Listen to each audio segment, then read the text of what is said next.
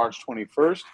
This meeting is related to our board meeting, which is scheduled for Wednesday, March 23rd. As part of our board budget subcommittee work, we go through the board agenda led by our trustees and review items that are impacting the budget. And with that, I will turn it over to Trustee Prasad and Trustee Zhang. I do apologize. Our Associate Superintendent, Ms. Pfeiffer, was not able to be with us today at this meeting, but we will do our very best to answer the following questions that come forward, and anything that we can't answer, we will provide as a follow-up document. Sounds good. Well, so as we start, are there any public comments? I have not received any public comments for today's meeting. James? I have not either. Okay, so then let's the first item that has any budget impact is 10.1, the supplemental novel adoption. The amount is not mentioned in the summary here. Maybe you can describe what the impact is. Yes, the impact for our 4 novels that are here as part of our supplemental adoption that went through our supplemental adoption committee. I do not have the cost estimate in front of me, but generally our supplemental novel adoptions are nowhere near the cost of our regular adoptions. Mm-hmm. So I will look and see if I can gather that information before we close the meeting and provide a follow-up.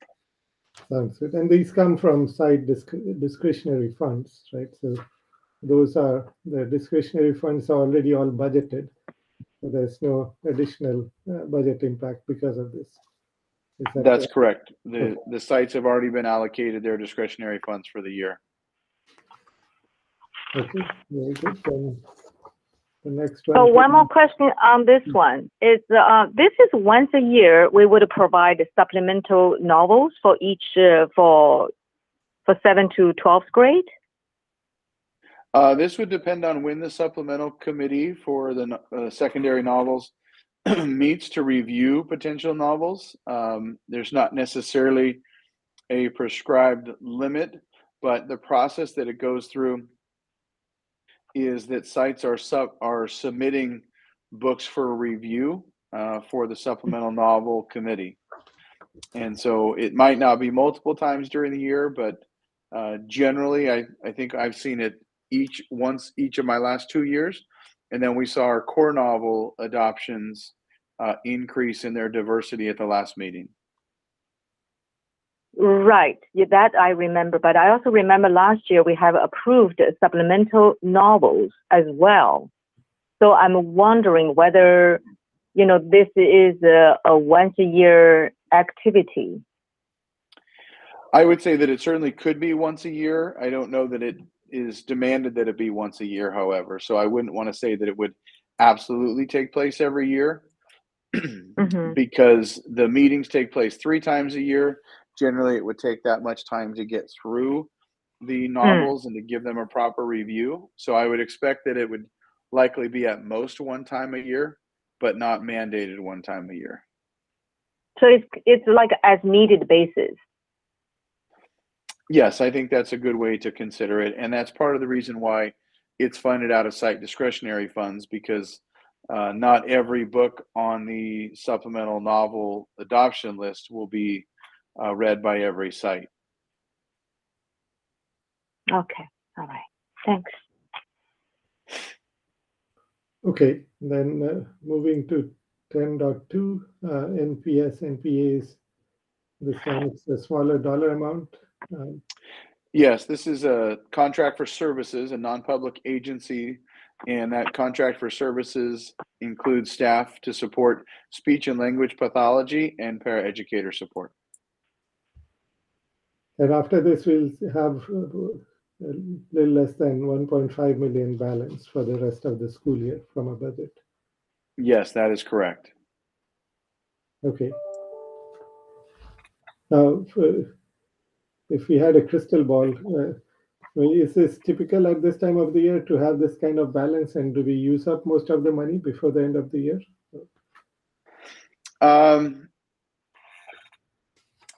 I don't know if it's typical. Part of the reason is because just prior to my arrival in Fremont Unified, there was a change made to how we budget for these.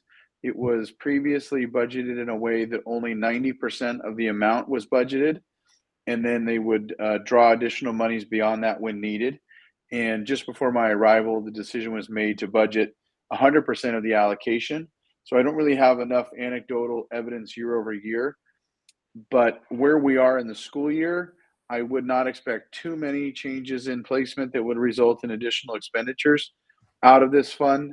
What we start doing as we get further in the spring is we look at the placements for the next school year, which would be scored in the July 22-23 budget. Okay. Okay, sounds good.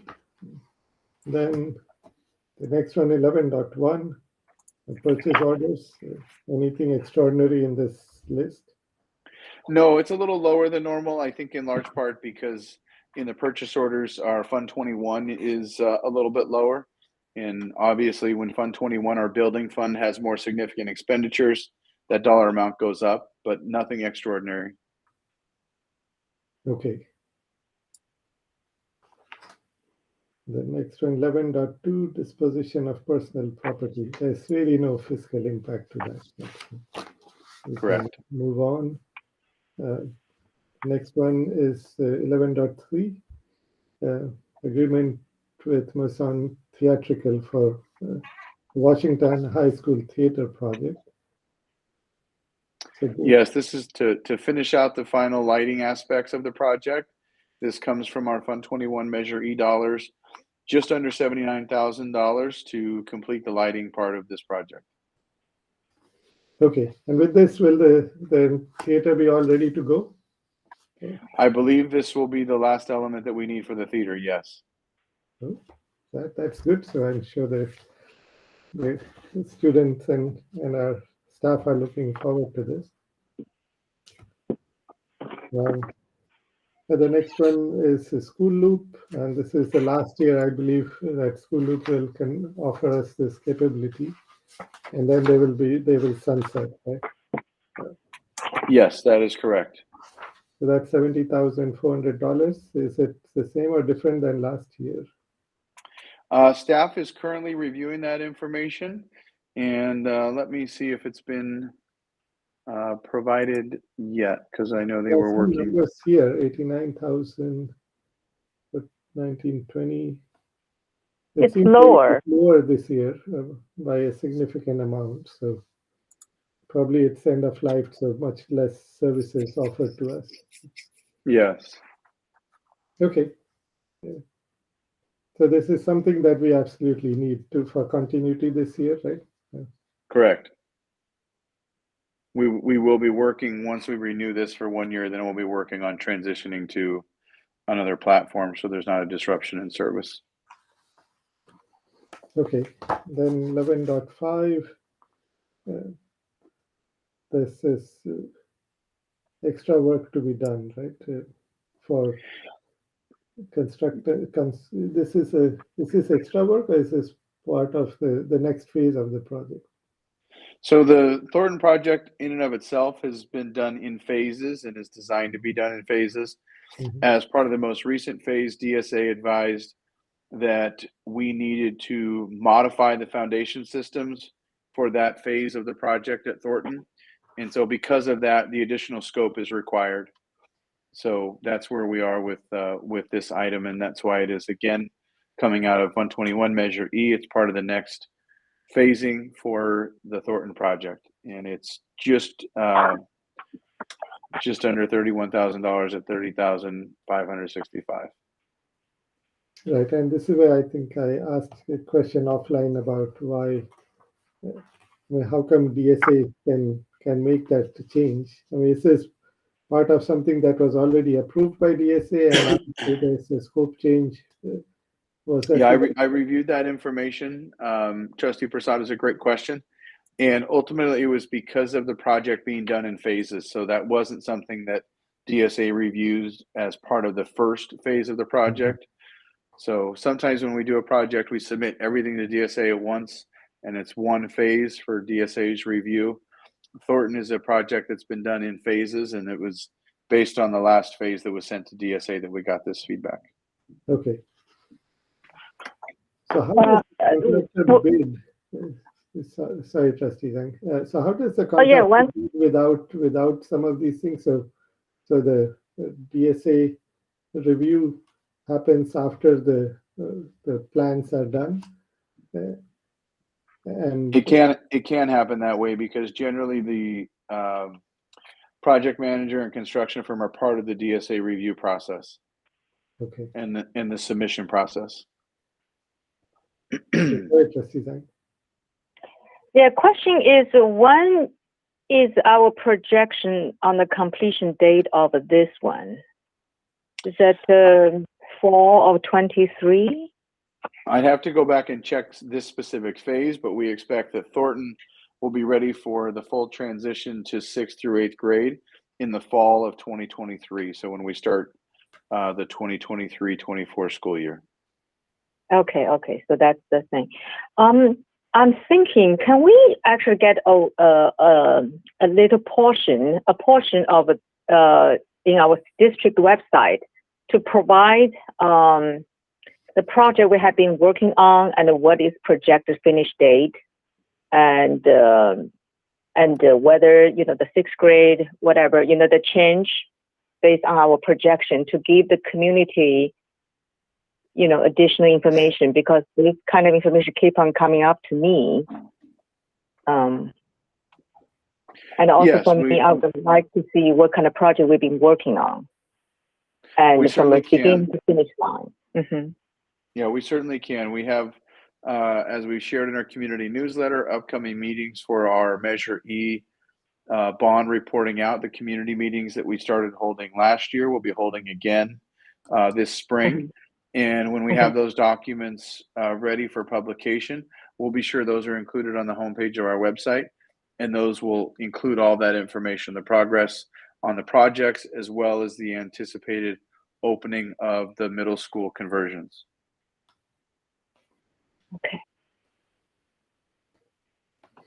Okay, then moving on, the next one is 12.1, certified, but there's no fiscal impact to that. The next one with so the MIP transfer, there's no financial impact to that one either, right? No, there's no financial impact there. Okay, then let's talk about 12.6, settlement between FUSD and FSMA. Yeah, so as we've talked about in our board meetings previously, the district was notified that we had a compliance issue with our PEMCA, which is the Public Employees Medical and Hospital Cares Act, and how fees were being paid as part of the CalPERS benefit system. And we have made a proposal to FUTA, to CSEA, to SEIU, and to FSMA to resolve that going back 4 years for the affected employees. Right now, we have reached agreement with only FSMA. We have not reached agreement with our other groups, but this agreement does resolve the issue going 4 years back. The cost associated with this for FSMA is $360,918 based on the number of employees that were impacted by this PEMCA issue and the benefit plan they were in. Okay, yeah, it'll be good to get this done and over with all our partners, right? So that way we take care of all our employees. Yes. Okay. Then 12.7, we're changing the description of a delivery driver position. That's correct. We had a vacancy in a delivery driver warehouse position, and sometimes when a position is vacant, that's a good time to make an adjustment. We have proposed that position be shifted to a warehouse lead classification to act as a liaison between the warehouse staff and the warehouse supervisor, also believing that this allows for continued growth within a professional career ladder. And so we reviewed this with SEIU. We have a job description approved by the Personnel Commission, and we're bringing it forward for board approval. The budget impact is $3,507 annually. Okay. Then moving on to the next topic, even though there's no fiscal impact on the school fee justification study, the way it is written, I'm curious about if this thing passes, then does this apply to new permits, or does it apply to anything that's already under construction as well? Or James may be able to add on to this, but I believe that this would come into effect for all future development, not ones that are currently under development. And school districts under the Ed Code and Government Code are required to hold a public hearing and publish their fee justification study. And we are doing that prior to increasing the rates. The rates are increased based on the study. And so we hold a public hearing to share the information, and then the preceding agenda item is the resolution to approve the change of rates based on the study. Now, the rate increase, obviously, it's good for us, right? But I did not review the full justification for that rate increase. Is that based on our needs? How does that? How is the decision process for defining the new fee the assessed fee per square feet? So that will be something that we likely review again in the meeting, but there is an Assembly Bill 2926, which is really known as the 1986 School Facilities Legislation. And that authorizes districts to levy development school fees. But with those developer one fees, which originally were $1.50 per square foot, the state allocation board is authorized to adjust the maximum level every other year in even number of years based on the percentage change of a construction cost index. And so there are indexes by which this is measured. And so the new maximum level one developer fees for residential construction is 4.79 based on that index, and 0.78 for developer fees for commercial or industrial. So that's how those numbers are determined, is through that index that's established at the construction cost index. Currently, that's where the rates fall. And the state allocation board most recently increased the rates by 15.8%, adopted on February 23rd, 2022. So our consultant takes all that information into consideration, looks at our local conditions, and puts forward the justification study as required. Okay, thanks. Well, here's a question. So the SAB proposed was approved rate is for California, right? California state. Yes, the state the allocation. $4.9. Right. So that definitely allows each school district to have a different rate, because the building, the land, and especially the land, it costs different in each district. And the fees in Fremont is very different than the fees in Los Gatos or Palo Alto.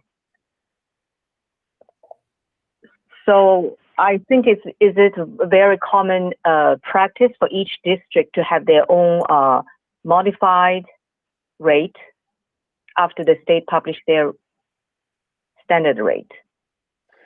I would have to ask our consultants to follow up on that, unless, James, you're aware. But ultimately, I believe that it's all based on the construction index and the state allocation board. I don't know that there's a lot of flexibility for the cost of construction in local microeconomies across the state of California, such as the whether it be Los Gatos or Fremont or the Bay Area in general versus the Central Valley. Yeah, we'll have to double check with the consultants on that one. It's a good question, though.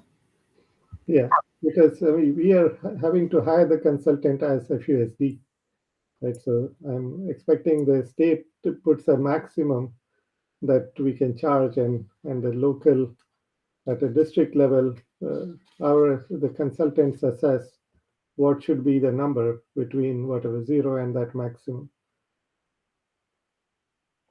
Yes, and part of the justification study is that we have to do the justification study to demonstrate that the district would be impacted by such development. And so that's part of the reason for the study as well. We have to establish the nexus and that we have facility needs that are equal to the new rate. And so that's part of what has to be reviewed as well. If a district, for example, didn't have facility needs equal to the new rate, then there might be a local reason for change. Obviously, I'm not sure which school district in California wouldn't be able to justify their facility needs for the maximum rate, but that's another part of the consideration. Sounds good. Can you get me the data of how much we have collected in the past 2 years on this kind of development fee on level 1? Yes, we can try and get that before the meeting. We'll add it to our Q&A document. Okay, thank you. Okay, then moving on to Williamson, that's a discussion, not a budget item. 15.5, Marshall Elementary School, disposition. It's not a budget item per se. I see that there are some numbers that are quoted here. The land value per acre. So if we decide to sell it, it could be in the $10 to $13 million range as our income. Sorry, I'm just switching back to that screen after making a note for the other request. But yes, that is what we anticipate based on the information that we have right now, is that those could be the general rates for the sale of the property. And we have some rough information regarding potential lease options that we're also gathering as well. Okay. Sounds good. And the next one is 15.6, agreement with Siemens Industries for fire alarm testing and inspection services. So this is the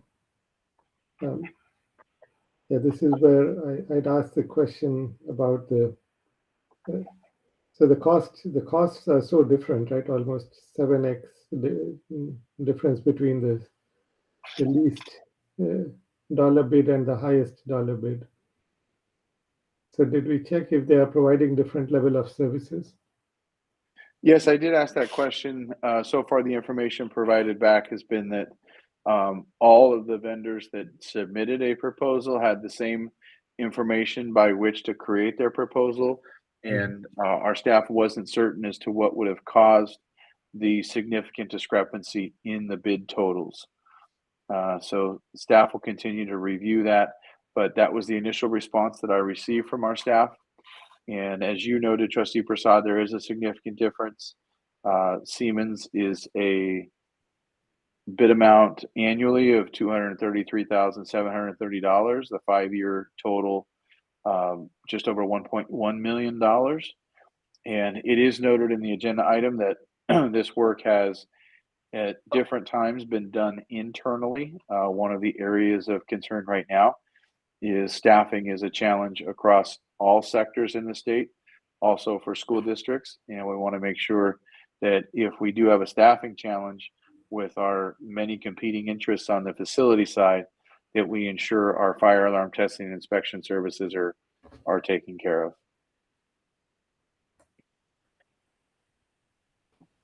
Sounds good. So I read a report. Is last year we have also utilized the outside resource to conduct this testing.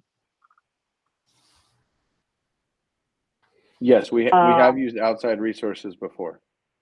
Yeah, in years past, the district have used outside vendors. So what was last year's cost? Do we hire someone just to do one time? And this time we are proposing to sign a 5-year contract. So I would like to know last year's number. You know, we don't. I apologize. I don't have last year's number in front of me for this meeting today, and I'm uncertain. I am uncertain based on the background if, when staff says in years past the district has used outside vendors, if they're referring to the immediate past year, or if it, for example, maybe goes back 4 to 6 years. So we'll have to do some follow up, and I'll make a note to try and gather that before the meeting. So this is so that means going forward we're gonna conduct those inspection every single year, fire alarm testing.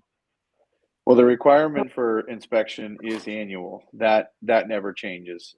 But when they reference prior years, I'm not sure if when they talk about internal versus external staff, if they're referring to the prior 12 months or maybe 2, 3, 4, or 5 years prior when it maybe was done internally versus externally. I see. Okay. My thinking is if we would is that we have a problem in hire more maintenance people, or what shall I say? Is it 1.1 million? And if we hire 3 or 4, is that still going to be cost effective than doing this? Because this is a job we need every single year. Have we looked at that option? Yes, and I think that's what staff is bringing the contract forward, is because there is the potential to hire staff internally for that amount that may be able to do that work.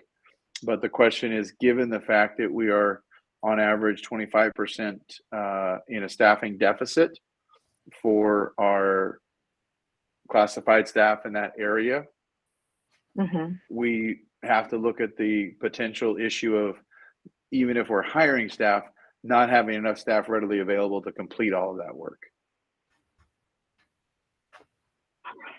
Okay. So my thinking is I would like to see some, back and forth to see the pros and cons. And if we have to make a decision, can we do just 1 year? And then we can renew if we cannot find people. Because this cost effective, the check is very important.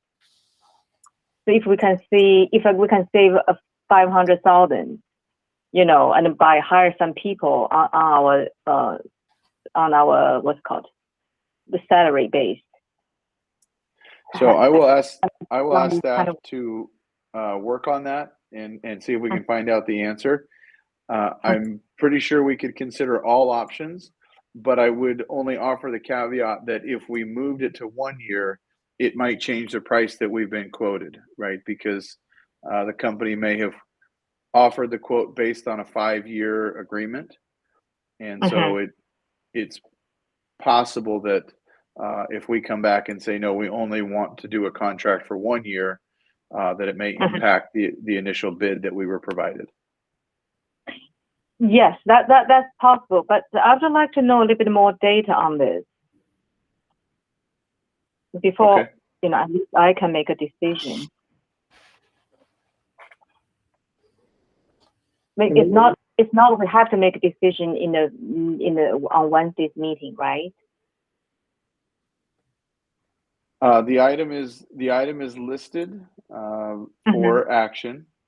If the board desires not to take action, the board can elect not to take action that evening and direct staff to bring it back to a future meeting. Okay, all right. And so one question on this, So this is for inspection, testing and inspection, and any repairs would cost us extra, right? That's correct. I believe that any work that we would need to do to remedy a violation of the fire code or our systems would need to be handled by us as a cost internally. Okay. So, I mean, to Trustee Zhang's point, it'll be useful to know, I mean, it's a staffing shortage. If you had, I mean, does this require one person or half a person for the entire year to take care of this across all sites, or is that 2 or 3 people? So it'll be good to have that comparison of what would be the cost if we had the personnel, then, or the ability to hire in this climate. What would it cost to do it internally? Okay. Okay. Then if there's nothing more on this, let's move on to 15.7. This is close out on the Kennedy High School. So for construction management services. So you want to describe this quickly? Yes, so Kennedy High School is one of our Measure E bond programs, one of our projects. And with that, we have work planned for Kennedy High School. Cordoba is a construction management firm that has done our pre-construction work. And we are now moving into the phase where we will be submitting to DSA, where we will be doing the actual construction administration. And so with those things, we need to increase the amount for the contract for these construction managers. So with that, staff is requesting authorization to amend the agreement. And that amendment is $792,123. And that is for the modernization at Kennedy. And the work is within the scope of the budget.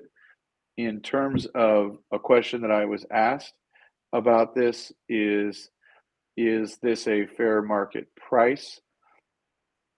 The note that I have is that the cost is running about, this cost is running about 12% below average on the annual basis for services that we're procuring from them. We negotiated this price back in 2020, and due to the delay from DSA review and COVID complications, we are still maintaining the price from 2020 and will not be absorbing the annual cost increase in hourly rates. So I do think that this remains a fair market price for us for the services. Now, one question. So over time, I suppose we are trying to bring all of this activity in-house, right? Yes. So again, on this item also, it'll be good to have that assessment. If we had staff in-house, what would be the cost to do this activity in-house? And I'm not saying that for this particular project, we want to go one way or the other. I mean, that's we can debate or discuss in the actual meeting. But from a data perspective, it'll be good to know what would be internal headcount FTEs needed for supporting this type of project. Understood. We'll gather that information. And what's the duration of this? I think the scope on the project is $20+ million. I would venture to guess that it's a multi-year project. Okay.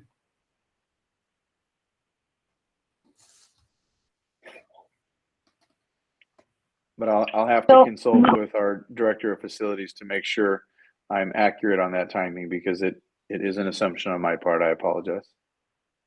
Right. That's also, again, important to give us some, like project, how long from start to finish our projection. And then we can look it up ourselves on the website. Yes. One question is, how is the hire process on our internal management? Can we wait till they come on board and to take care of this?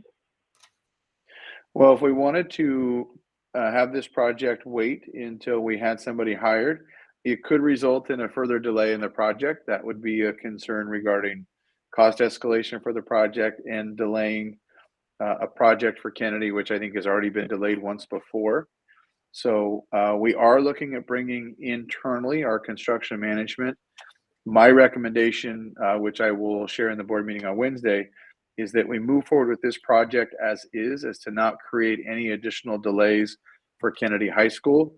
Hopefully we'll have our construction managers on board in the May, June, July window. We're hoping to have the positions posted in the beginning of April, hopefully hired by the end of April, but it's a challenging job market, so we can't guarantee that. Maybe it's the end of May, maybe it's June, but I'm hoping that as we bring those construction managers on and we move to our Group 1, Group 2 elementary school projects, that they can begin taking on that work as soon as possible, and that we move forward right now with Cordoba, because I am concerned about creating an additional delay for Kennedy High School. Mm-hmm. Okay, so one question is the job is also for them to provide estimate, to provide estimation and to the DSA submittal document package.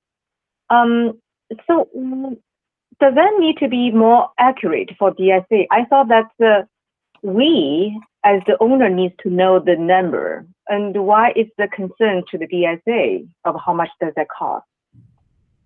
So the concern isn't so much to DSA how much we pay for the services, but we do utilize the expertise of architects and construction managers in making our submissions to DSA for review and approval. I see. Okay.